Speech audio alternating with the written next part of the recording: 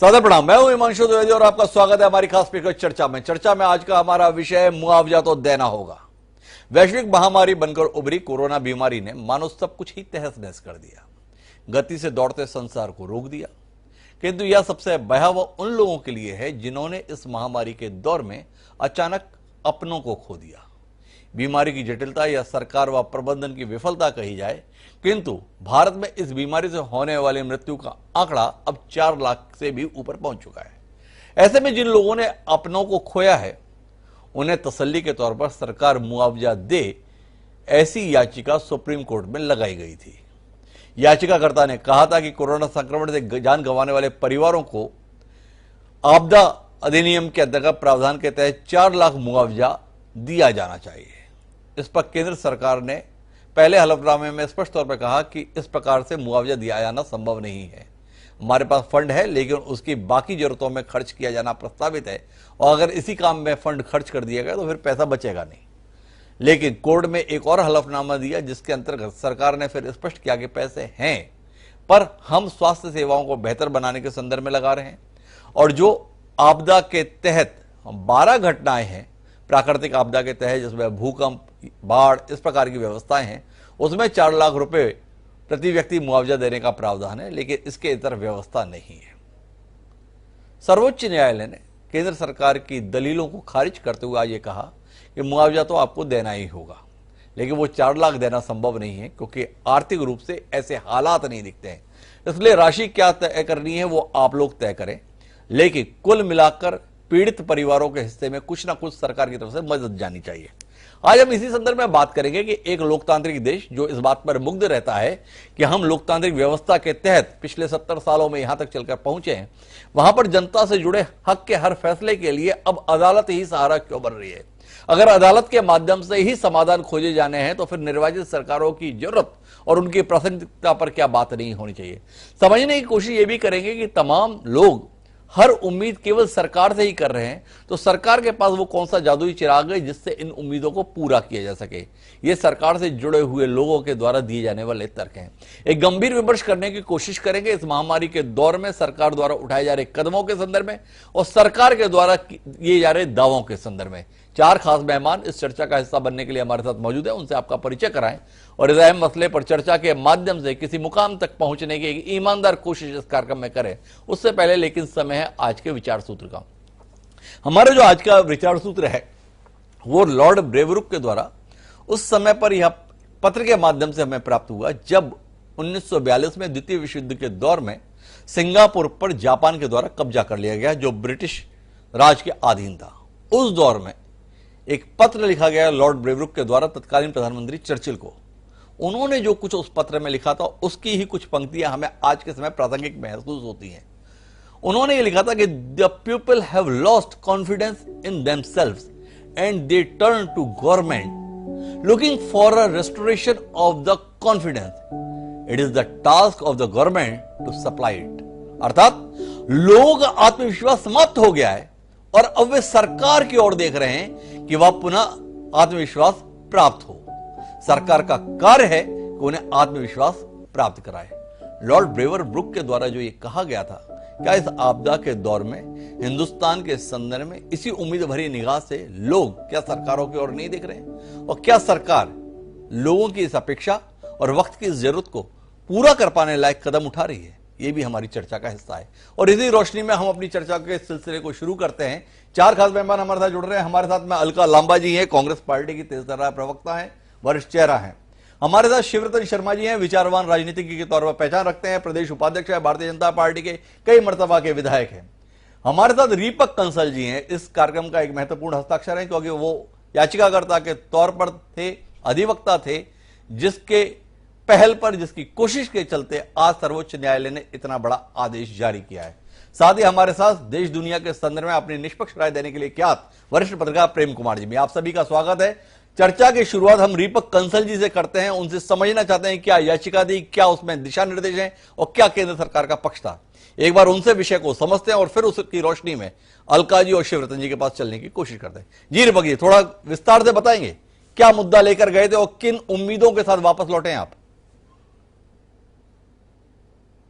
जो हमने देखा कि कोरोना से जिन लोगों की मृत्यु हो रही थी, उन लोगों, उनके जो आश्रित थे, जो उनके डिपेंडेंट थे, उनको सरकार की तरफ से कोई मुआवजा नहीं दिया जा रहा था। जी यह है कि सुप्रीम कोर्ट जो नेशनल डिजास्टर मैनेजमेंट में एक नोटिफिकेशन जारी किया गया था, जिसमें कि कोरोना को महामारी घोषित कर दिया गया, लेकिन मुआवजे की कोई बात ही नहीं की।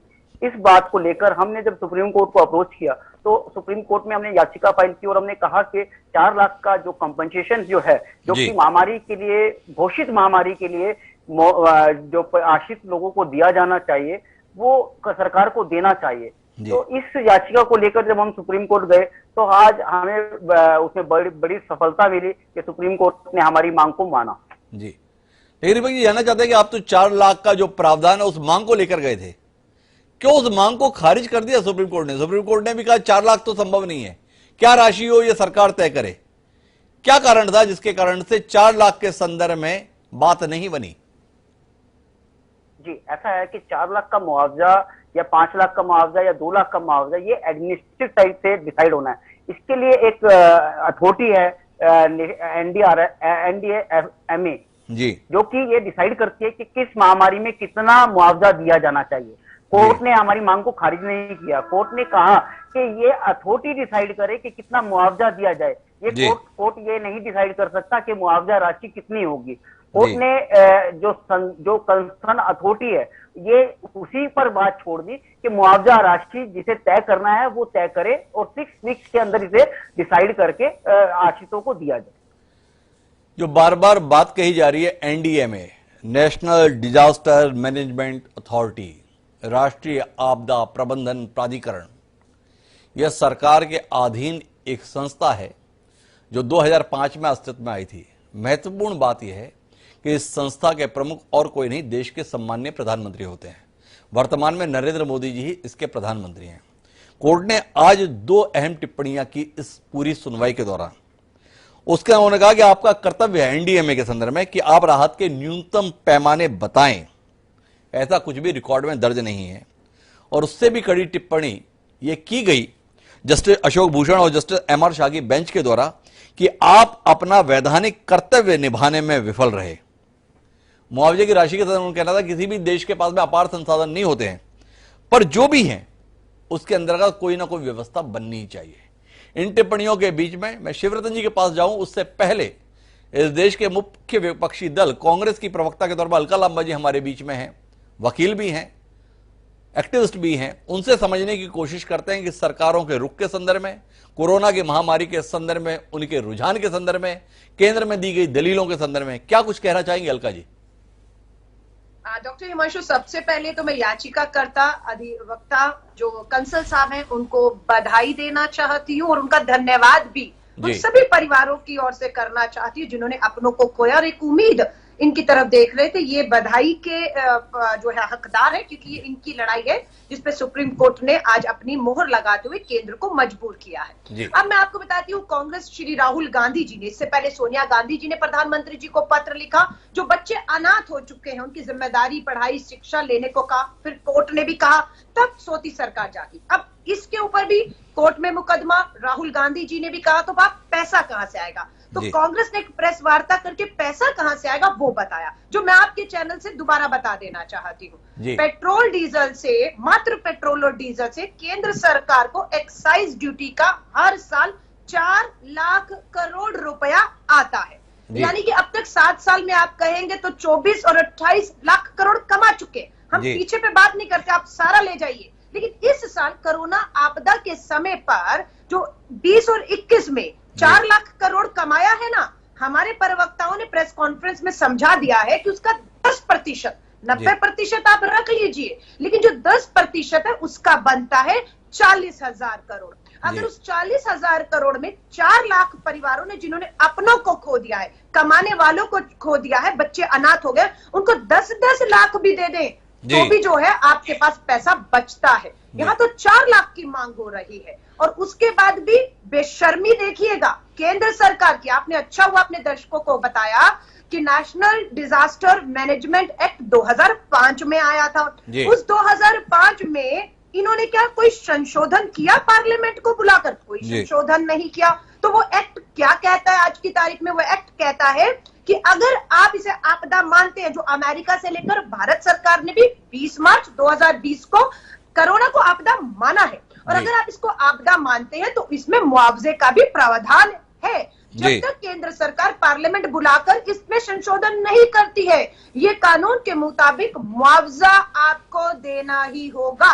लेकिन अब दुख की बात है कि केंद्र सरकार जेब ढीली नहीं करना चाहती, लेकिन लोगों की जेब में डाका डाल डालकर, आज तो दूध भी 2 रुपए कल से महंगा हो जाएगा, पेट्रोल डीजल ने तो पार कर दिया, तो जेब से डाका डाल रही है, डालना नहीं चाहती है। तो आज मैं फिर आपसे कह रही हूं, जब तक एक्ट में संशोधन, चुनौती दे रही हूं जी, पार्लियामेंट सेशन बुलाइए, एक्ट में संशोधन करिए कि हम मुआवजे का प्रावधान खत्म कर रहे हैं। हम भी देखना चाहते हैं कि भाजपा के कितने सांसद या दूसरे सांसद इस हक से, इस अधिकार से, इस मलहम से, जो आज हमारे लोग कोर्ट में लड़ रहे हैं, राहुल गांधी जी आवाज उठा रहे हैं, उससे वंचित रखना चाहते हैं, और कितने लोग इस संशोधन के खिलाफ खड़े हो जाते हैं कि नहीं, ये हक बनता है, आपने इसे आपदा माना है, और आज कोर्ट में कह रहे हैं पैसा नहीं है। पैसा बता दिया कहां से आएगा। आज कहते हैं ये आपदा मानने इसलिए मना कर रहे हैं जिसे 20 मार्च 2020 को केंद्र की मोदी सरकार ने आपदा माना था। तो यानी कि आप अपनी सूलियत से खेल रहे हैं, जब चाहेंगे आपदा मानेंगे, जब चाहेंगे नहीं मानेंगे, जब चाहेंगे मुआवजा देंगे, जब चाहेंगे नहीं देंगे।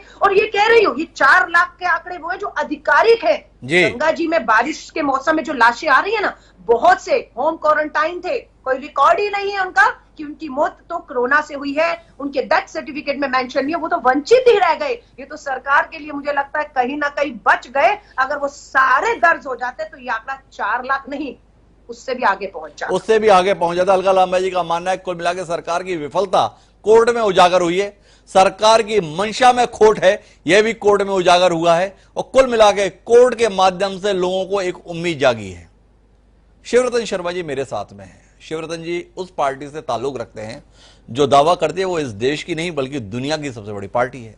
वो पार्टी ये भी दावा करती है कि जनहितों के संदर्भ में और देश हित के संदर्भ में जिस संकल्प के साथ उनकी पार्टी और उनकी पार्टी की सरकार काम कर रही है, इस आजाद हिंदुस्तान में पहले किसी ने काम ही नहीं किया। तो उन्हीं शिवरतन शर्मा जी से, उन्हीं भारतीय जनता पार्टी के प्रमुख पदाधिकारी शिवरतन शर्मा जी से समझने की कोशिश करते हैं कि इस देश में अब आम आदमी को अपने हक के लिए केवल और केवल कोर्ट विकल्प रह जा रहा है। कोर्ट के दिशा निर्देश को आज अपने लिए कितना अपमानजनक, अपनी नीति के संदर्भ में कितना खेदजनक और कितना पीड़ाजनक महसूस कर रहे हैं शिवरतन जी? देखिए, कोर्ट ने अगर कोई निर्देश जारी किया है जी, तो ना वो पीड़ाजनक है और ना अपमानजनक है जी। अपने देश में विधायिका, कार्यपालिका और न्यायपालिका तीनों का अपना अलग अलग महत्व है जी। अगर कोर्ट ने आदेश दिया है तो उसका कैसे फॉलो हो सकता है जी, इस विषय पर केंद्र सरकार विचार करके निर्णय करे जी। पर हमारी बहन जी ने कहा कि राहुल जी ने पत्र लिखा, सोनिया जी ने पत्र लिखा और 4 लाख करोड़ रुपए पेट्रोल डीजल से आ रहा है जी। तो मैं खाली उनको ये बताना चाहता हूँ कि 4 लाख अगर पेट्रोल डीजल से आ रहा है तो उसमें प्रदेश को कितना हिस्सा जाता है वो भी उनकी जानकारी में होगा जी। एक बात। दूसरी बात, इस पूरे कोविड काल खंड में जो लगभग 1.25 साल से ऊपर का हो गया, 1.5 साल के करीब का हो गया जी, इस 1.5 साल के पीरियड में केंद्र की सरकार ने चाहे 80 करोड़ परिवारों को अनाज देने की व्यवस्था हो जी, चाहे कोविड के पीरियड में वेंटिलेटर देने की बात हो, पीपी किट देने की बात हो, मास्क देने की बात हो, दवाइयां देने की बात हो, ऑक्सीजन कंसंट्रेटर देने की बात हो, ऑक्सीजन सिलेंडर खेने की बात हो, और चाहे ऑक्सीजन प्रदेशों को सप्लाई करने की बात हो, जी, सारी व्यवस्था केंद्र की सरकार ने की है जी, और माननीय राहुल गांधी जी और सोनिया गांधी जी ने सिर्फ पत्र लिखा जी, और दुर्भाग्य से इनकी सरकार के जो मुख्यमंत्री हैं जी, वो भी सिर्फ पत्र लिखते हैं और पत्र लिख करके पूरे देश में भ्रम की स्थिति पैदा करने का प्रयास करते हैं जी, और भ्रम की स्थिति कैसा पैदा करने का प्रयास करते हैं कि एक छोटा सा उदाहरण मैं आपके सामने रखता हूँ जी। कोवैक्सीन आई, कोवैक्सीन नहीं लगेगी, अमरिंदर सिंह जी का बयान आ गया, छत्तीसगढ़ के स्वास्थ्य मंत्री आदरणीय टी.एस. सिंहदेव जी का बयान आ गया जी। और बाद में जब वैक्सीनेशन कराने खुद गए हमारे छत्तीसगढ़ के मुख्यमंत्री स्वास्थ्य मंत्री आदरणीय टी.एस. सिंहदेव जी ने स्वयं ने कोवैक्सीन का लगवाई जी। तो कुल मिला के राष्ट्र हित के बजाय राजनीतिक हित को सामने रखना जी, सरकार के सामने कौन सी चुनौती है आपदा के समय हम सब एक होकर खड़े हों, जी ये भाव से ना करके राजनीतिक लाभ लेने के लिए प्रयास करना, ये कांग्रेस की हमेशा पॉलिसी रही है और वो अभी भी उन्हें किया जी। है। और सोनिया जी, राहुल जी सिर्फ पत्र लिखते रहे और इनके मुख्यमंत्री भी। जी। आज प्रदेश में कितनी वैक्सीन बन रही है, देश में कितनी वैक्सीन बन रही है, जी पूरा देश जानता है, आंकड़े सबके सामने है। हमारे छत्तीसगढ़ के मुख्यमंत्री जी पत्र लिखते हैं हमको 1 करोड़ वैक्सीन दी जाए। जी अरे आपके सामने मालूम है कि देश में कितना उत्पादन हो रहा है वैक्सीन का जी। और किस जनसंख्या के अनुपात में किस प्रदेश को वो कितना मिलेगा। जी पर सहयोग करने के बजाय कैसे सरकार को बदनाम किया जाए, कैसे केंद्र सरकार को कटघरे में खड़ा करने का प्रयास किया जाए, इसमें कांग्रेस पार्टी पूरी तरह से लगी हुई है। और जहां तक आज कोर्ट का जो निर्देश है जी आपदा राहत कोष से देने का है, केंद्र सरकार निर्णय करेगी, प्रदेश सरकार को निर्देश जाएंगे, जो भी होगा तो निर्णय होगा। शिवरतन जी, मैं आपको रोकते हुए कुछ सवाल करना चाहता हूं। कांग्रेस तो कुल मिला के बदनाम करने के लिए आमदा है, ये बात कोई पुरानी नहीं है। भाजपा लगातार ही कहती रही, कांग्रेस के पास तो कोई काम बचा ही नहीं है, वो तो केवल आपके पीछे पड़े रहते हैं, बदनाम करने के लिए लगे रहते हैं। आप दिन रात देश के हित में, समाज के हित में प्राण से जुटे रहते हैं और कांग्रेसियों को कोई काम नहीं है। लेकिन आपसे जानना चाहता हूं कि क्या इस देश की सर्वोच्च अदालत का भी यही काम रह गया है? सर्वोच्च अदालत ने आज टिप्पणी की है जस्टिस अशोक भूषण और जस्टिस एमआर शाह की बेंच ने, और उसमें यह कहा है कि NDMA, national disaster management authority, जिसके चेयरमैन इस देश के सम्मान्य प्रधानमंत्री, लोकनायक, जननायक प्रधानमंत्री नरेंद्र मोदी जी हैं, उसके संदर्भ में टिप्पणी की है कि आप अपना वैधानिक कर्तव्य निभाने में विफल रहे हैं। क्या कहते हैं शिवरतन जी, इस टिप्पणी के खिलाफ सरकार को एक बार फिर कोर्ट जाना चाहिए और ये टिप्पणी हटवानी चाहिए? क्या कहेंगे शिवरतन जी? ये टिप्पणी अलका लांबा जी की नहीं है, ये टिप्पणी सम्मान्य सोनिया गांधी या राहुल गांधी की नहीं है, ये टिप्पणी देश की अदालत की है। कितनी बड़ी चुनौती के रूप में लेते हैं शिवरतन शर्मा जी आप इस टिप्पणी को? देखिए, इसके सर्वोच्च न्यायालय ने अगर कोई टिप्पणी की है जी, तो उस पर मैं कोई कमेंट्स करूं वो उपयुक्त नहीं होगा, क्योंकि न्यायालयीन विषय है जी। केंद्र सरकार को इस पे निर्णय करना चाहिए और केंद्र सरकार निर्णय करके उस टिप्पणी को हटाने का प्रयास करे, ज्यादा अच्छा रहेगा। हटाने का प्रयास करें। लेकिन शिवरतन जी, आप तो जनप्रतिनिधि हैं, हम पिछले 3 दशक से आपको जनता के बीच में सक्रिय देखते हैं। आपसे जानना चाहता हूं कि एक सड़क दुर्घटना हो जाती है, कोई घायल हो जाता है तो सरकार मुआवजे का ऐलान करती है, कोई बस दुर्घटना हो जाती है, कुछ लोग मारे जाते हैं, सरकार उनके लिए भी कुछ राहत देने की कोशिश करती है। कोरोना की लड़ाई के संदर्भ में जनप्रतिनिधियों पर बेहद दबाव है। कई लोग ऐसे हैं जिनके पूरे के पूरे परिवार के कमाने वाले चले गए। क्या शिवरतन शर्मा जी वाकई इत्तेफाक नहीं रखते कि एक जायज मांग थी, एक संवेदनशील जरूरत समाज की थी, एक मूलभूत आवश्यकता थी जिसका सरोकार जनता के हितों के साथ में था? हम एक लोक कल्याणकारी राज्य होने का दावा करते हैं और लोग अचानक बड़ी संख्या में जान गंवा गए हैं, सड़क पर आने के लिए मोहताज हो गए हैं और सरकार पल्ला झाड़ दी, कोई मुआवजा देना संभव नहीं। ठीक किया, ठीक था ये अब तक रुख? मैं इस विषय पे हिमांशु जी कहना चाहता हूं जी। कोविड का जब कालखंड शुरू हुआ जी तो शुरुआती दौर पे सेंट्रल गवर्नमेंट ने एक्शन लिए जी। फर्स्ट, सेकंड, थर्ड लॉकडाउन हुआ जी सारी व्यवस्था खड़ा करने का प्रयास हुआ जी। उस समय आज जो लोग केंद्र के ऊपर सारी बातें डाल रहे थे उनका ये तर्क होता था कि प्रदेश को सारे अधिकार निर्णय करने के लिए देने चाहिए। ठीक। और जब प्रदेश को सारे अधिकार मिल गए और जब वो असफल होने लगे तो सारे ठीकरे फिर केंद्र के ऊपर खड़े करने लगे और डालने लगे कि केंद्र सारी व्यवस्था करे। जी। आपदा राहत कोष से राशि मिलनी चाहिए, इससे मैं इंकार नहीं करता, मैं भी इस बात का पक्षधर हूं। जिन परिवार के कमाने वाले चले गए हैं उस परिवार को आर्थिक सहायता किसी न किसी रूप से मिलनी चाहिए। अलग अलग प्रदेशों ने अलग अलग स्तर पर इसकी घोषणा भी की है जी। और प्रदेश और केंद्र को बैठ करके कोई ना कोई निश्चित राशि तय करनी चाहिए, इस बात का मैं भी पक्षधर हूं। तो शिवरतन जी भी कम से कम इस विषय पर तो साथ में आए हैं कि कुल मिलाकर केंद्र सरकार जिस रवैये के साथ थे उसके पक्ष में तो मैं भी नहीं हूं। लेकिन शिवरतन जी एक और बात आपसे करता हूं, फिर प्रेम कुमार जी के पास चलता हूं। आपने बड़ी आसानी से दलील दे दी अपनी केंद्र सरकार को बचाने के लिए कि राज्यों ने बड़ा दबाव बनाया। किन राज्यों ने दबाव बनाया? जहां पर गैर भाजपा शासित सरकार है। इस देश में कुल गैर भाजपा शासित सरकारें हैं ही कितनी? जिन जगहों पर भारतीय जनता पार्टी की यशस्वी, लोकप्रिय, क्रांतिकारी सरकारें हैं उन्होंने कोई मुआवजा देने का नियम बनाया हो, एक भी संज्ञान में नहीं है। अगर आपके संज्ञान में है तो आप बताएं। तो आपसे जानना चाहता हूं कि वो भारतीय जनता पार्टी जो दीनदयाल के सपनों को साकार करने के लिए राजनीति के क्षेत्र में है, जिनका कार्यक्रम था अंत्योदय, अंतिम आदमी का उदय, यहां तो अंतिम तो छोड़िए, अग्रिम पंक्ति के लोग भी समाप्त हुए जा रहे हैं और आप अंटी ढीला करने के लिए तैयार नहीं है। ऐसा केंद्र की टिप्पणी, केंद्र के संदर्भ में कोर्ट की टिप्पणी है। क्या कहेंगे शिवरतन जी? कहीं पीड़ा मन को खलती है कि नहीं? किस पार्टी में किन सपनों को लेकर आप सक्रिय हुए थे और अभी पार्टी की जब सरकारें बनी तो क्या व्यवहार कर रही हैं? कहीं मन कचोटता नहीं शिवरतन जी आपका?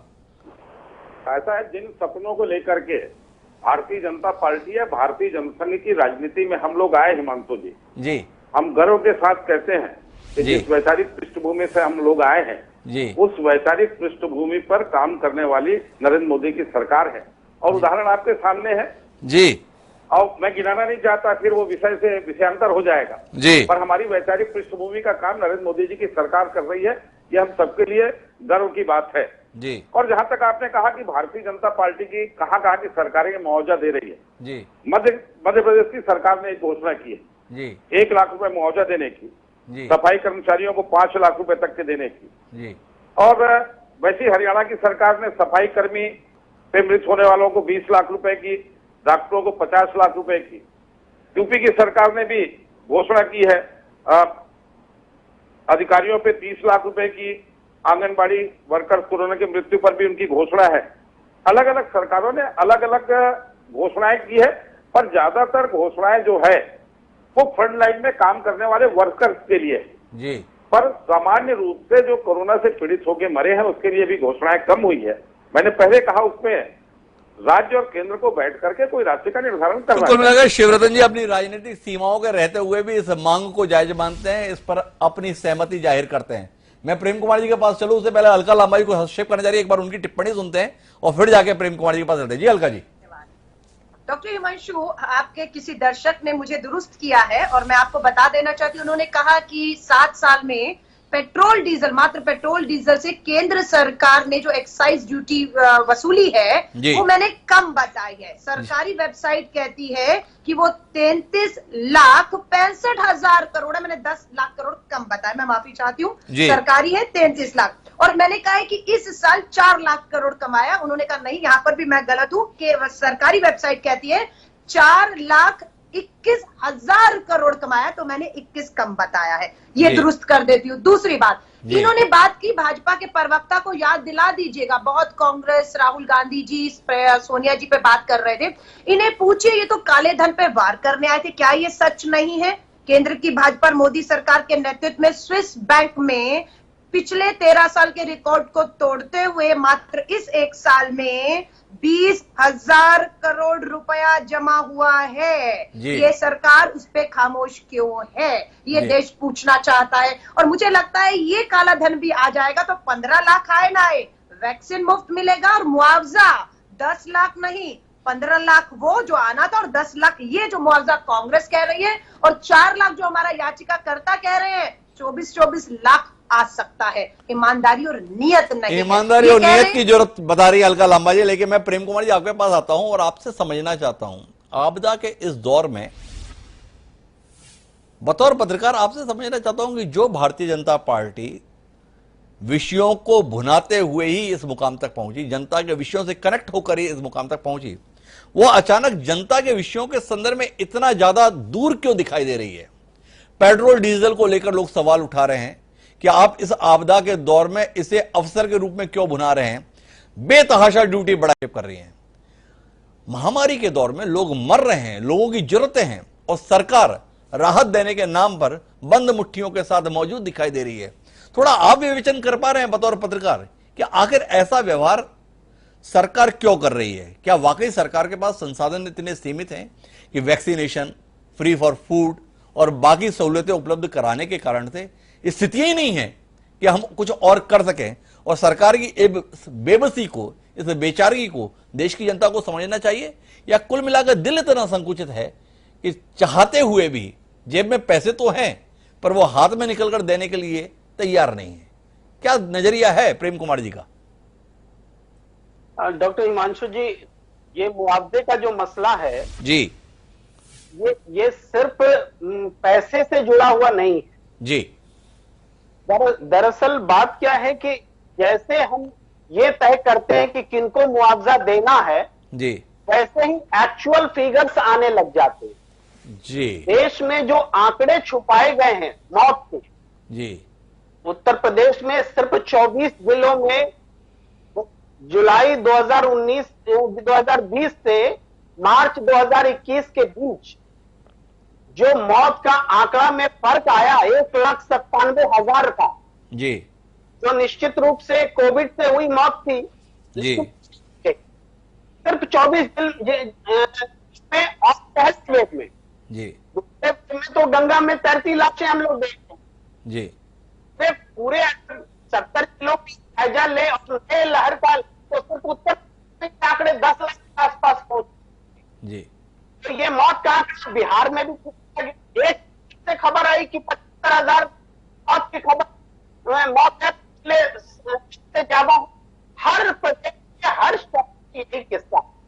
अगर मुआवजा देने के लिए सरकार तैयार है तो सारे मुआवजा मांगने वाले होंगे तो आंकड़ा आ जाएगा कि भारतीय जनता पार्टी के लोग नहीं चाहते, लेकिन ये जो आंकड़े छिपाए गए हैं, जी किस याद बिगड़ेगी, जो सच्चाई सामने आएगी, जी से ये है कि मुझे के लिए पैसे आप भी बताया सुप्रीम कोर्ट ने और दोबारा की, बोले कि पैसे तो हैं लेकिन पैसे नहीं।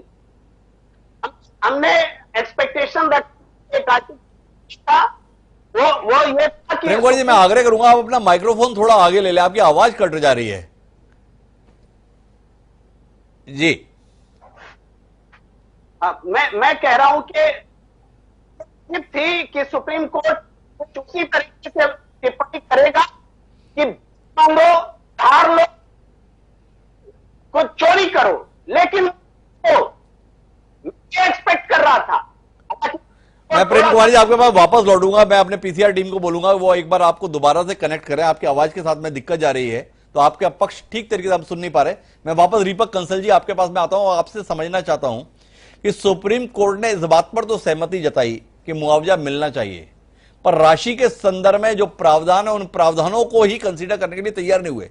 कहां दलील में कमी रह गई या कहां केंद्र सरकार की दलीलों के साथ सुप्रीम कोर्ट सहमत हो गया कि जो 4 लाख का प्रावधान बाकी आपदा के संदर्भ में अभी मौजूद है उसको स्वीकारने के लिए कोर्ट तैयार नहीं हुआ। थोड़ा इस पर दृष्टि देंगे दीपक जी?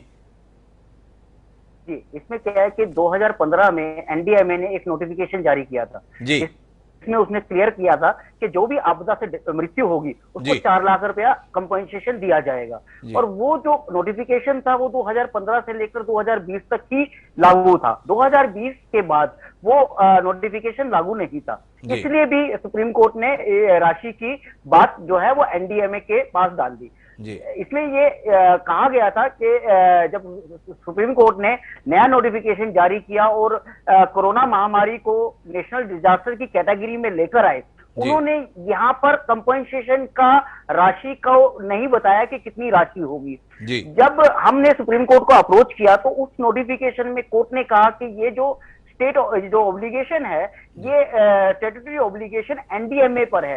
एनडीएमए को डिसाइड करना है कि 4 लाख रुपए देंगे या 3 लाख रुपए देंगे।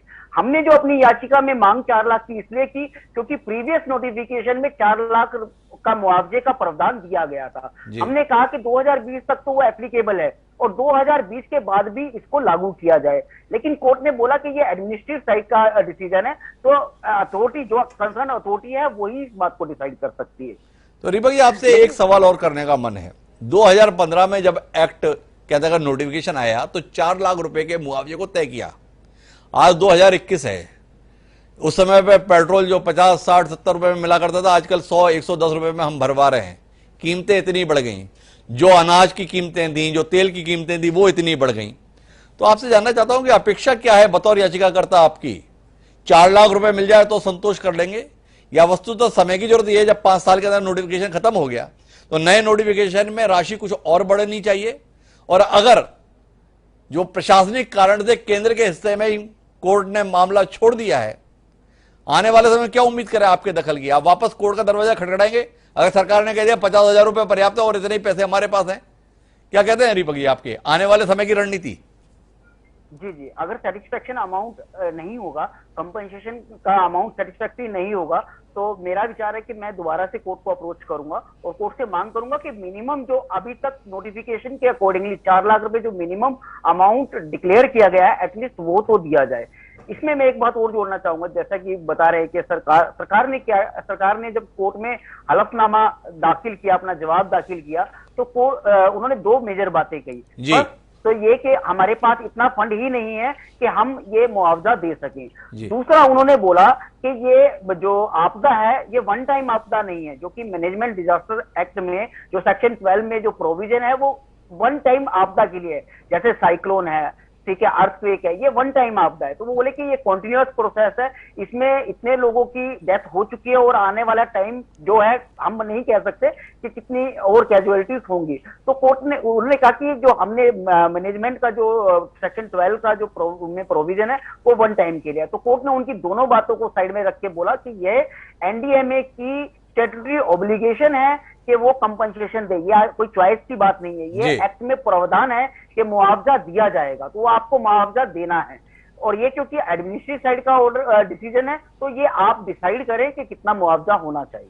तो कुल मिलाकर दीपक जी का मानना है कि अगर ठीक ठाक मुआवजा नहीं मिलता है तो एक बार फिर अदालत की ओर रुख करेंगे, और अदालत ने केंद्र को बाध्य किया है कि ये आपकी इच्छा का विषय नहीं है, ये आपकी जिम्मेदारी, आपकी बाध्यता है कि आप प्रभावितों को, पीड़ितों को मुआवजा उपलब्ध कराएं। अलका जी को हस्तक्षेप करने जा रही है, लेकिन मैं एक बार फिर कोशिश करूंगा प्रेम कुमार जी की पूरी बात आ पाए। प्रेम कुमार जी ने एक नई दृष्टि दी कि सरकार मुआवजे के संदर्भ में केवल इसलिए हाथ नहीं खींच रही थी कि उसके पास पैसे नहीं थे। एक दृष्टि यह भी थी कि जिस प्रकार से ये शिकायतें हैं या आरोप हैं, ये लोगों के बीच में जन चर्चा है कि कोरोना से वास्तविक मौतें बहुत ज्यादा हैं जो आंकड़े बताए जा रहे हैं, और अगर मुआवजे के संदर्भ में स्पष्ट ऐलान हो जाता तो लोग इसे अपना हक मान के इस प्रकार के स्वीकारोक्ति के लिए तैयार नहीं होते और आंकड़े बेतहाशा बढ़ जाते। प्रेम कुमार जी अपनी बात आगे बढ़ाएं, कोशिश करेंगे आपकी आवाज पूरी तरीके से हम लोगों के बीच में आ पाए। जी जी, डॉक्टर हिमांशु जी, मैं इसका जो दूसरा हिस्सा था, मैं सुप्रीम कोर्ट से एक्सपेक्ट कर रहा था कि भीख मांगो, उधार लो या चोरी करो, लेकिन मुआवजा दो। ये इस लाइन पर वर्डिक्ट आएगा। लेकिन सुप्रीम कोर्ट ने एक बार फिर सरकार पर उसके कहे पर भरोसा किया, एतबार किया कि हमारे पास पैसे नहीं है। कहीं ना कहीं ये माना कि पैसे नहीं है, तभी मुआवजे की रकम उस हवाले कर दी कि आप तय कीजिए, जो सुविधा है उसके हिसाब से तय कीजिए। लेकिन इस देश में मुआवजे की रकम नहीं है, ये बात मानी नहीं जा सकती। देखिए, अकेले सेंट्रल विस्टा जो प्रोजेक्ट है 20,000 करोड़ का है, यानी 160 अरब है। तो 160 अरब हमारी रिक्वायरमेंट होती है। अगर 4 लाख आदमी को 4-4 लाख रुपए मुआवजे दिए जाएं तो 160 अरब हमारी रिक्वायरमेंट होती है, और 200 अरब सेंट्रल विस्टा में खर्च हो रहे हैं। हम देखते हैं कि अडानी जी को जो 4 दिनों में $13 अरब का नुकसान होता है, उससे भी 6 गुना 4 गुना बार जो है मुआवजा दिया जा सकता है। हम देखते हैं कि पेट्रोल डीजल से जो पिछले साल जो टैक्स वसूले गए हैं, वैट और सब मिला करके, ये फिगर मेरे हिसाब से नहीं, सरकार के आंकड़े के हिसाब से 5.25 लाख करोड़ का है, और इससे 32 बार मुआवजा दिया जा सकता है। 32 बार। हमारे देश में जो जीडीपी का नुकसान एक साल में हुआ है, 6,05,000 करोड़ का नुकसान हुआ है, इससे 37 बार मुआवजा दिया जा सकता है।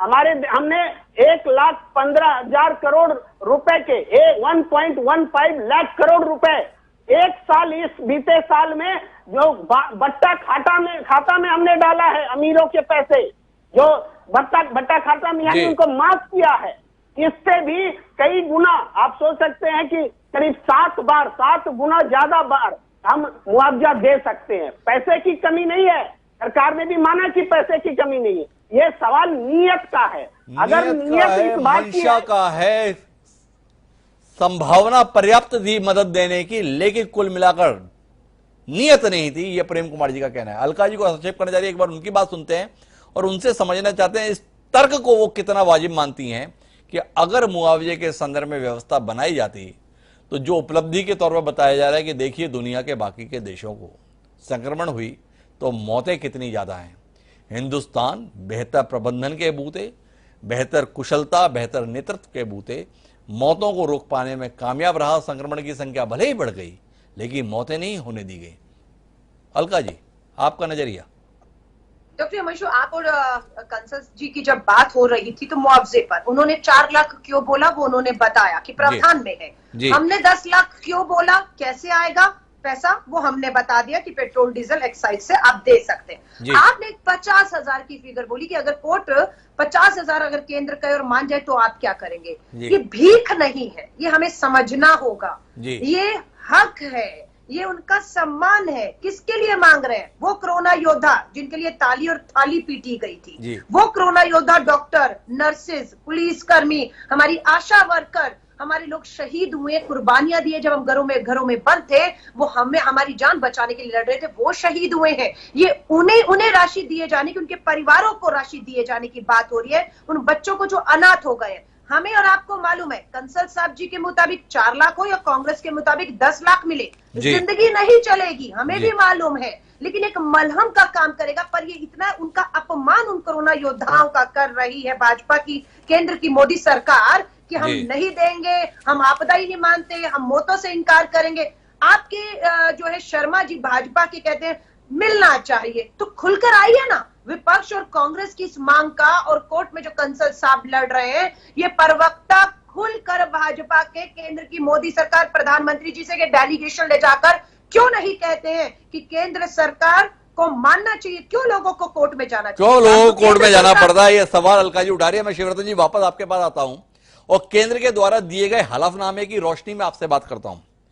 केंद्र ने सुप्रीम कोर्ट को यह भी बताया कि नेशनल डिजास्टर मैनेजमेंट एक्ट के तहत अभी तक ना तो केंद्र और ना ही किसी राज्य या केंद्र शासित प्रदेश ने एसडीआरएफ, मतलब स्टेट डिजास्टर मैनेजमेंट एक्ट के अंतर्गत कोई भी प्रकार की कोविड पीड़ितों को कोई मुआवजा दिया गया है। आपसे समझना यह चाहता हूं कि जो भाजपा जनहित के लिए लगातार सड़कों पर आंदोलन किया करती थी, क्या लोगों से गुनाह हो गया आपको सत्ता में लाना, कि जिसके कारण आपने जनता से जुड़े हुए विषयों के संदर्भ में आवाज उठाना बंद कर दिया? जो शिवरतन शर्मा या भारतीय जनता पार्टी के और तमाम मुखर नेता जिनके भाषणों के लोग कायल रहे हैं, उन सबके चेहरे पर चुप्पी की लकीरें इसलिए रहती हैं कि सरकार हमारी हो गई, इसलिए गड़बड़ हो गई। अगर सरकार अभी कांग्रेस की या किसी अन्य पार्टी की होती तो बताते कि काम कैसे होता है और कैसे होना चाहिए। क्या कहेंगे शिवरतन जी? चूक है, गलती है आपकी पार्टी के सरकार होना, इसलिए आवाज मुखरता से निकल नहीं पाती? मैं अलका जी और प्रेम कुमार जी का जवाब दे दूं। जी, बार बार एक विषय आ रहा है कि पेट्रोल डीजल से इतनी इनकम हो रही है, कितने बार इतना मुआवजा दिया जा सकता है। जी, सरकार के पास और कोई काम, विकास के काम करने के हैं कि नहीं? जी, पहली प्राथमिकता देश की सुरक्षा की चिंता करना है। जी, आप ये बता दीजिए 7 साल में सुरक्षा के क्षेत्र में नरेंद्र मोदी की सरकार ने कितने खर्च किए? जी, देश में विकास की दृष्टि से, चाहे प्रधानमंत्री आवास हो, चाहे स्वच्छ भारत अभियान हो, चाहे उज्ज्वला की योजना हो, चाहे आयुष्मान भारत की योजना हो, विकास कार्यों के लिए कितने खर्च हुए? जी, और उसके साथ साथ बार बार विषय आता है कि डीजल पेट्रोल को जो राशि मिलती है डीजल पेट्रोल के इससे टैक्स से, उसमें प्रदेश को कितना हिस्सा जाता है? जी, अब 42% का हिस्सा तो सीधा सीधा प्रदेश को चला जाता है। जी, और जहां तक नियत की बात है, भारतीय जनता पार्टी की सरकार चाहे केंद्र में हो चाहे प्रदेश में हो, जनहित के कार्यों में लगी है, जनता के हित में काम कर रही है और करती रहेगी। मैं तो सीधा सीधा प्रश्न करता हूं। प्रेम कुमार जी ने कहा कि आंकड़े छिपाए जा रहे हैं। मैं सिर्फ हिमांशु जी आपको याद दिलाना चाहता हूं, छत्तीसगढ़ में जब माननीय मुख्यमंत्री भूपेश बघेल जी ने सर्वदलीय बैठक वर्चुअल माध्यम से बुलाई थी कोरोना पे चर्चा करने के लिए, और मैंने छत्तीसगढ़ में मौत के आंकड़े छिपाए जाने की बात की थी और अपने जिले का उदाहरण दिया था कि भाटापारा बलौदाबाजार जिले में 2 दिन से 2 मौत के आंकड़े बताए जा रहे हैं और खाली मेरी विधानसभा में 12 और 14 लोगों की डेथ 2 दिन में हुई है, मैंने सामने रखा था। मौत का आंकड़ा छिपाने का काम केंद्र की सरकार नहीं है। जहां जहां प्रदेश में कांग्रेस की सरकारें हैं, वहां मौत के आंकड़े छिपाए जाने का काम ज्यादा हो रहा है, एक बात। और दूसरी बात, जो उत्तर प्रदेश में लाशों को बहने की बात की जा रही है, आंकड़े छिपाए जाने की बात की जा रही, सारे समाचार पत्रों ने लिखा है कि जो फोटो दिखाई गई, जो फोटोग्राफ प्रकाशित किए गए, वो 3 साल पुराने थे, उस समय के थे, और जिसको अभी फिर से जागरण के उस फोटोग्राफर ने भी इंटरव्यू में अपनी बात बताया था कि ये फोटोग्राफ्स मैंने 3-4 साल पहले तैयार किए थे। ये जो कांग्रेस ने टूल किट तैयार किया था जी, वो टूल किट के माध्यम से भारतीय जनता पार्टी की सरकार, भारत सरकार की छवि को खराब करने का प्रयास ये लोग कर रहे जी। हैं। और सेंट्रल विस्टा की बात होती है, सेंट्रल विस्टा का काम अगर कंप्लीट हो जाएगा तो सरकार जो 1000 करोड़ रुपए के 900 से 1000 करोड़ रुपए साल का किराया दे रही है जी, अब वो किराया सब कांग्रेस नेताओं के जेब में जा रहा है, जी। तो किराया बंद हो जाएगा, इसलिए सेंट्रल विस्टा का काम बंद हो जाए, इसके लिए षड्यंत्र रखा जाता है, रचा जाता है। जी, भाई कोई काम विकास का हो रहा है तो जी। विकास का काम होना चाहिए कि नहीं होना चाहिए। जी। और सेंट्रल विस्टा का प्रोजेक्ट पिछले कई वर्षों में चर्चा में था। मीरा जी। कुमार जी जब अध्यक्ष थी उस जी। समय सेंट्रल विस्टा पे चर्चा शुरू हुई, जी, पिछले 5 साल उस विषय पे चर्चा चलती जी। रही और उसमें काम अभी शुरू हुआ आदरणीय ओम बिरला जी के और नरेंद्र मोदी जी की सहमति के बाद। जी, खाली कांग्रेस के नेताओं को नुकसान होगा, इसलिए बार बार ये विषय आता है कि सेंट्रल विस्टा का काम रोक दिया जाए। जी, विकास के काम किसी भी रूप में प्रभावित नहीं होने चाहिए, देश की सुरक्षा पहली प्राथमिकता होनी चाहिए जी। और इन 2 प्राथमिकताओं को पूरा करने के बाद सरकार जनहित का निर्णय शिवरतन जी, करती बहुत है। ही प्रेरक किस्म का उद्बोधन आपने दिया, लेकिन मेरे आपसे सवाल हैं, ये जो विकास के काम हो रहे हैं ये किसके लिए हो रहे हैं? इस देश में रहने वालों के लिए, इस देश के रहने वालों के सम्मुख जिंदा रहने का संकट है और उस समय पे आप अट्टिलकाएं बनाकर ये बताना चाहते हैं कि देखिए आपके पेट में रोटी नहीं है तो क्या बात है, आपके लिए भवन तो सुंदर बन रहे हैं, क्या हम इस पर संतोष करें? आपसे सवाल है, आप स्वयं इस बात से इत्तेफाक करें निजी तौर पर कि मुआवजे के संदर्भ में कोई ना कोई बात बननी चाहिए, पर यह बात शिवरतन शर्मा तब क्यों कह रहे हैं जब सर्वोच्च न्यायालय के द्वारा स्पष्ट तौर पर कहा जा रहा है कि आपको यह करना होगा? 1.5 साल से आपदा का दौर से देश गुजर रहा है, प्रदेश गुजर रहा है, क्यों नहीं भारतीय जनता पार्टी का प्रतिनिधिमंडल आज तक अपनी पार्टी के नेताओं से बोल पाया कि क्या कर रहा था? जिन लोगों ने हमें इतने भरोसे के साथ चुना, जिन्होंने हम पे इतना भरोसा जताया, आज वो कष्ट के दौर से गुजर रहे हैं और राहत के संदर्भ में हम चुप्पी साधे हुए हैं, ठीक नहीं। भाजपा के अंदर ये एहसास, ये संवेदना कहां चली गई? लोगों के जहन में है, शिवरतन जी के अंदर है क्योंकि वो बोल रहे हैं कि हां होना चाहिए, तो पूछ रहा हूं बाकी नेताओं में दिखाई क्यों नहीं दे रही?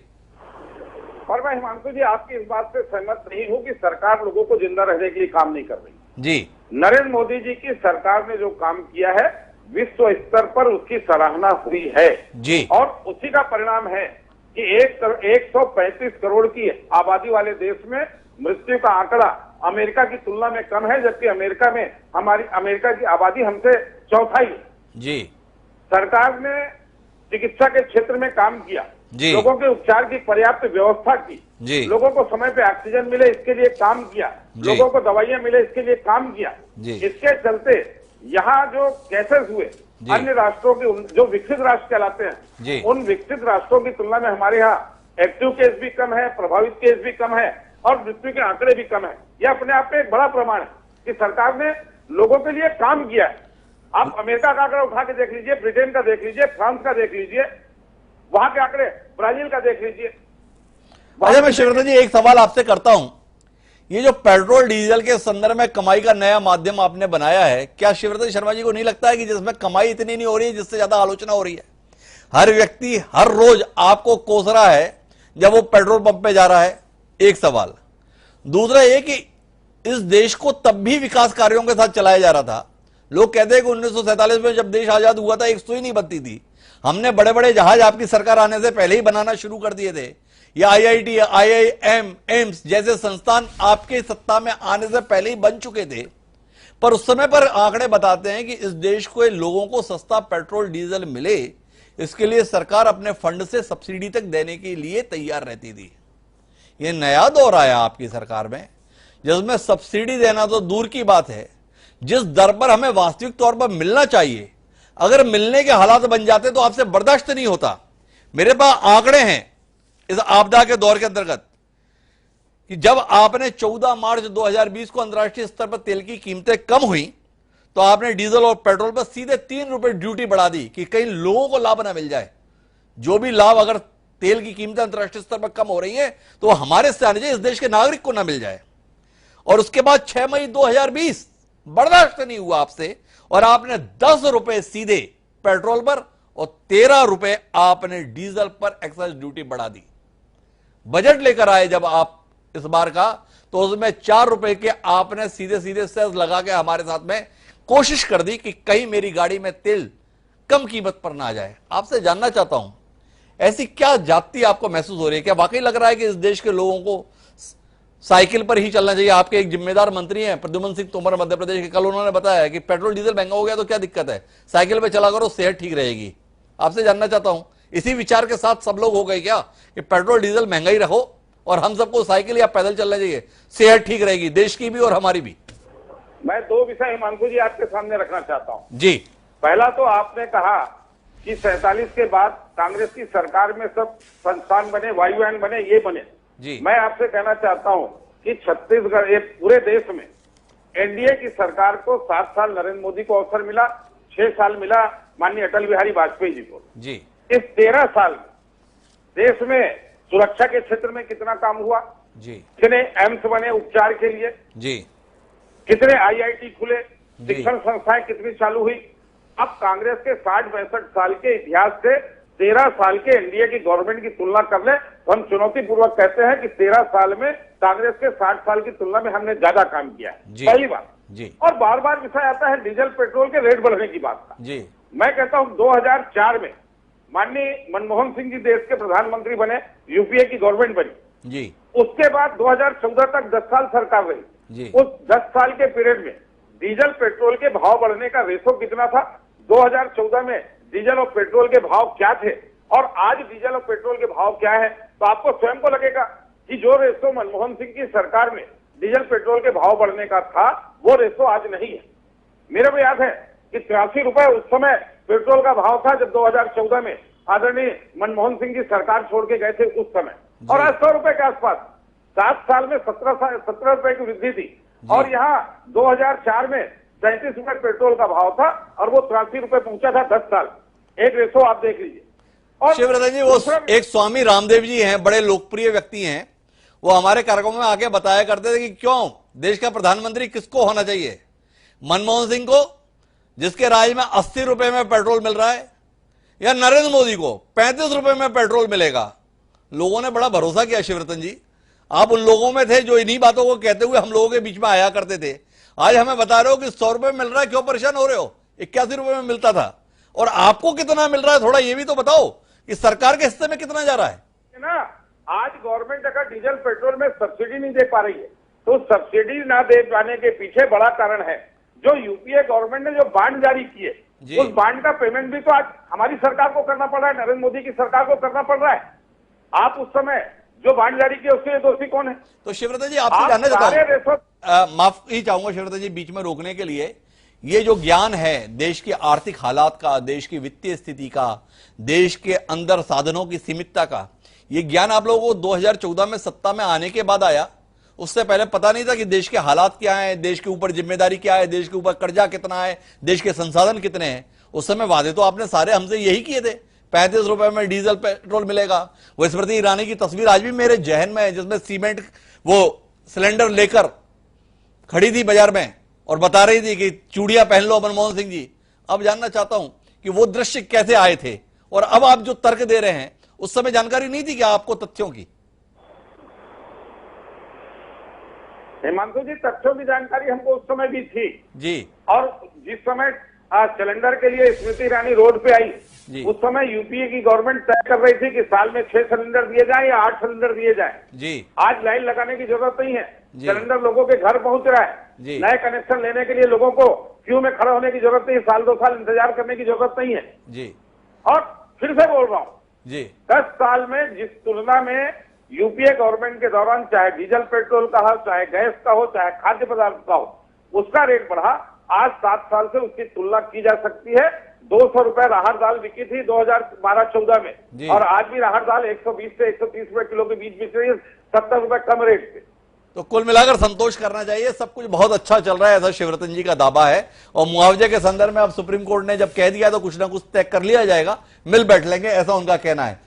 अलका लांबा जी को बहुत ना इत्तेफाकी थी शिवरतन जी के तर्कों के साथ में, हालांकि ना इत्तेफाकी मेरी भी रही, लेकिन फिर भी अलका जी के पास मौका है वो अपनी बात कहें। फिर मैं प्रेम कुमार जी के पास एक बार फिर चलता हूं। जी अलका जी, आपका संक्षेप। डॉक्टर हिमांशु, आपके दर्शकों को समझ आ गया है कि इस सरकार से कोई भी उम्मीद करना बेईमानी होगा, क्योंकि जी। ये सरकार किसी भी तरह जनता को समझा देना चाहती है, खुद नहीं समझना चाहती कि इस बेरोजगारी महामारी के बीच में लोगों को 100 रुपया पेट्रोल डीजल चुभ रहा है, जिससे खाद्य सामग्रियां तेल तक महंगा हो गया है। ये इन्हें समझ नहीं आ रहा, और जनता को समझ आ गया कि इनके जो तर्क हैं वो किसी भी कीमत पर उन्हें राहत देते हुए दिख ही नहीं रहे हैं। मीरा कुमार जी का नाम लिया। मीरा कुमार जी लोकसभा स्पीकर कब थी, कब विस्टा प्रोजेक्ट जो आज मोदी महल कहीं जिसमें आ गया है 20,000 करोड़ का है।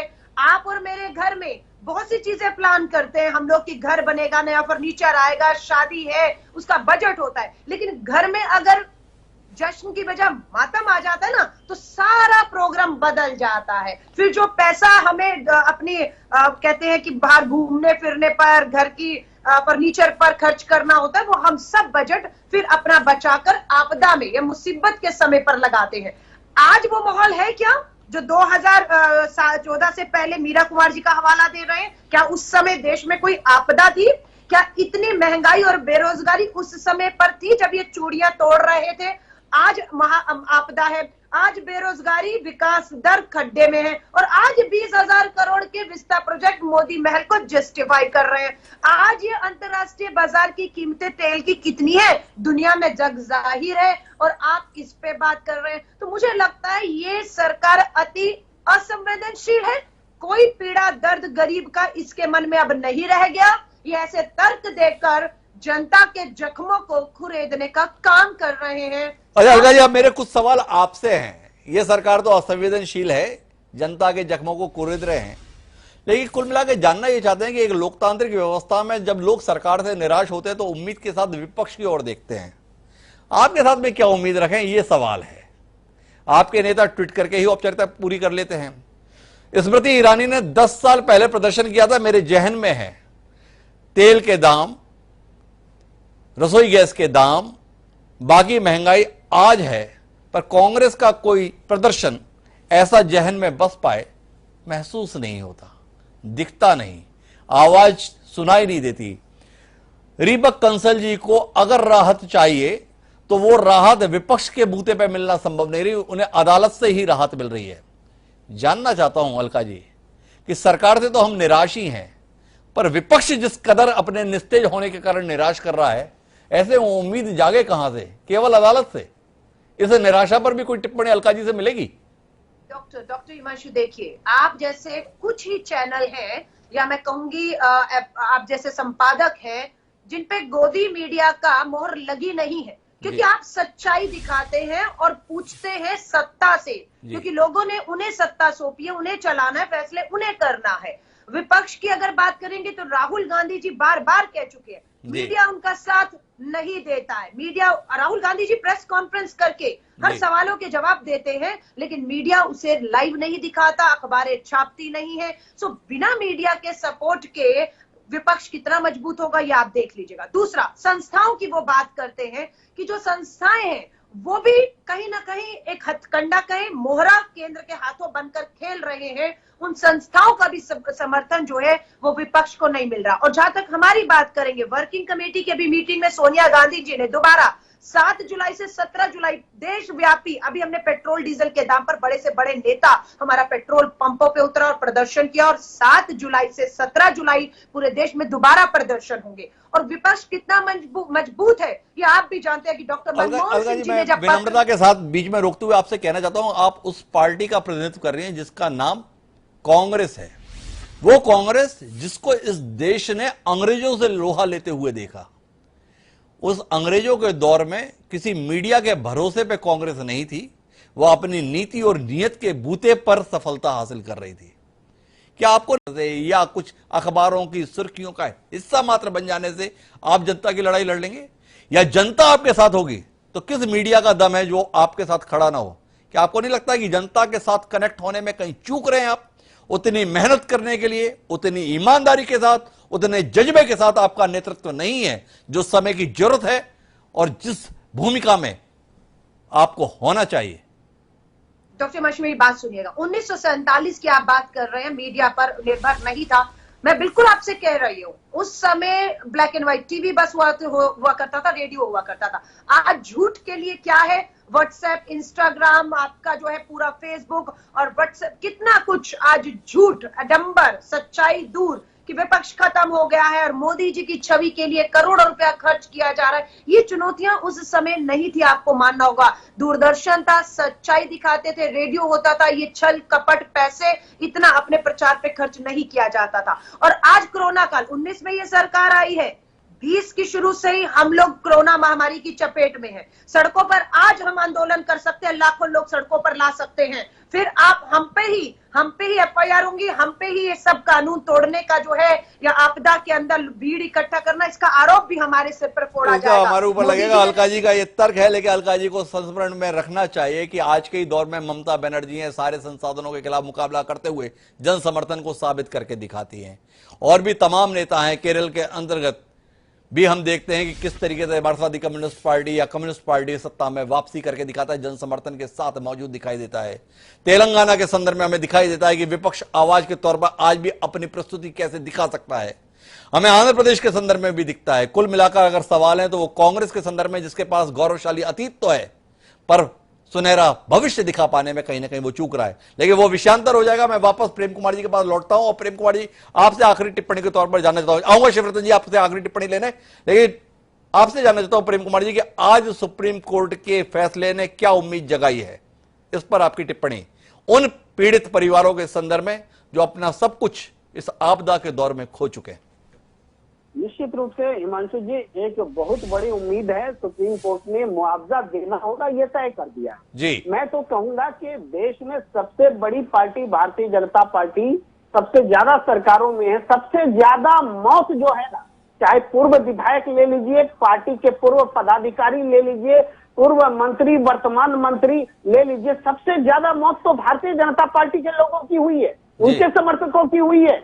सबसे ज्यादा मुआवजे के लिए जो आवाज है, बेचैनी है, वो बीजेपी के बीच है।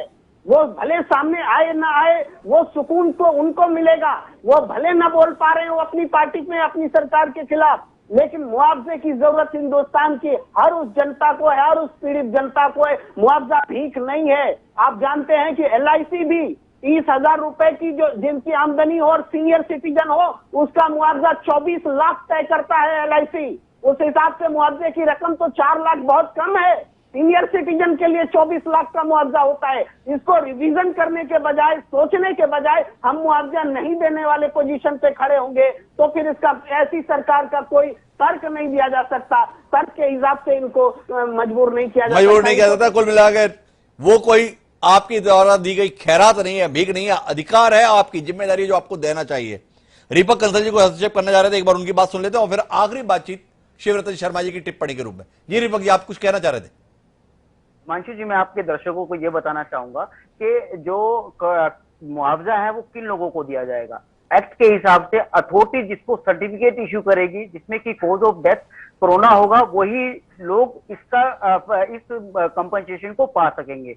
तो हमने जो मेरी पेटिशन की सेकंड प्रेयर थी वो ये थी कि कोई ऐसा ऑफिशियल डॉक्यूमेंट्स इशू किया जाए जिसमें कि ये कहा जा सके कि जो डेथ हुई है वो कोरोना के कारण हुई है, क्योंकि WHO की गाइडलाइंस के हिसाब से पोस्टमार्टम नहीं किया जा रहा है। इससे ये नहीं पता लग रहा है कि कौन जो डेथ हो रही है वो कोरोना से हो रही है। तो हमारी जो प्रेयर को पर ध्यान देते हुए कोर्ट ने कहा है भारत सरकार को, NDMA को, कि वो एक ऐसी गाइडलाइंस बनाए जिसमें कि जिसके दायरे में लोग आए, जैसे कि किसी को लंग्स इन्फेक्शन से डेथ हो रही है, शॉर्टनेस ऑफ ब्रीथ की वजह से किसी की डेथ हुई है, किसी का लीवर डैमेज हो गया, तो क्या वो लोग कोरोना के दायरे में कैटेगरी में कवर होंगे या नहीं होंगे, या कौन कौन लोग उस कैटेगरी में कवर होंगे, इस तरह की गाइडलाइंस बनाने के लिए ये भी एक महत्वपूर्ण हिस्सा है उस आदेश का जिसके अंदर मुआवजे देने की तो बात कही गई है। साथ साथ पात्रता के संदर्भ में भी कोरोना कारण है, इसको लेकर भी एक मैकेनिज्म बनाने की बात सर्वोच्च न्यायालय के द्वारा कही गई है। शिवरतन जी पूरी बातचीत पर कोई हस्तक्षेप करना चाह रहे थे, आखिरी बातचीत शिवरतन जी आपके द्वारा। देखिए हिमांशु जी, जहां तक केंद्र सरकार की बात है जी, 2021 में स्वास्थ्य के क्षेत्र में सरकार का बजट था 94,000 करोड़ रुपए जी, और 21-22 में स्वास्थ्य के क्षेत्र में बजट किया गया 2,23,000 करोड़ रुपए जी। बहुत ज्यादा वृद्धि हुई, नंबर 1 जी। नंबर 2, कांग्रेस की सरकार छत्तीसगढ़ में है, राजस्थान में है, पंजाब में है। इन्हें कहा अगर सेंट्रल की गवर्नमेंट फ्री वैक्सीनेशन नहीं करेगी तो हम वैक्सीनेशन की व्यवस्था करेंगे। सेंट्रल की गवर्नमेंट ने 35,000 करोड़ रुपए का फंड बजट प्रावधान किया वैक्सीनेशन के लिए। छत्तीसगढ़ में बजट प्रावधान 0 था जी। सेंट्रल गवर्नमेंट ने जो मदद की, मीडिया ने दिखाया है, आप लोगों ने भी दिखाया है कि पंजाब की सरकार ने वैक्सीनेशन बेचने का काम किया। जी। राजस्थान में वैक्सीन कचरे के ढेर में पड़े हुए मिले।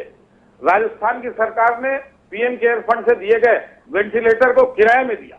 जी।